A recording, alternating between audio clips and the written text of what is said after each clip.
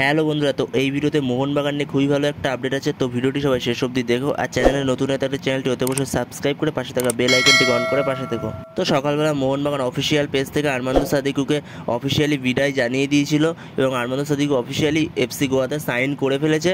এই মুহূর্তে সবথেকে বড় খবর হলো, তোমাদের আগের ভিডিওতেই জানিয়েছিলাম যে গ্রেগ স্টুয়ার্টের সঙ্গে মোহনবাগানের ডিল ডান হয়ে গেছে, কনফার্মও করে দিয়েছিলাম।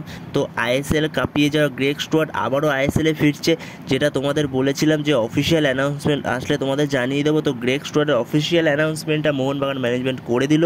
তো এই গ্রেগ স্টুয়ার্টের কোয়ালিটি নিয়ে কোনো সন্দেহ নেই। তার প্রথম সিজনে সে জামশেদপুরকে একার কৃতিত্বে অনেকটা লিগ শিল্ড জিতিয়েছিল, তারপরের সিজনে সে মুম্বাইও এসেও লিগ শিল্ড জিতিয়েছিল, কোনো সন্দেহ নেই তার কোয়ালিটি নিয়ে। তো গ্রেগ স্টুয়ার্ট মোহনবাগানে 1+1 ডিলে সই করেছে, মানে 1 বছরের চুক্তি। আবার যদি সে ভালো খেলে তাহলে তারপরে তার সাথে আবার কন্ট্রাক্ট এক্সটেনশন করবে মোহনবাগান। তো বন্ধুরা, এই ভিডিওতে এই গ্রেগ স্টুয়ার্টের অফিসিয়াল অ্যানাউন্সমেন্টের আপডেটটাই দেওয়ার ছিল। তো ভিডিওটি ভালো লাগলে অবশ্যই লাইক শেয়ার সাবস্ক্রাইব করতে ভুলো না। অবশ্যই মোহনবাগান ফ্যান্সরা একটা করে সাবস্ক্রাইব করে দিও। তো নেক্সট ভিডিওতে দেখা হচ্ছে, ততক্ষণের জন্য বাই বাই।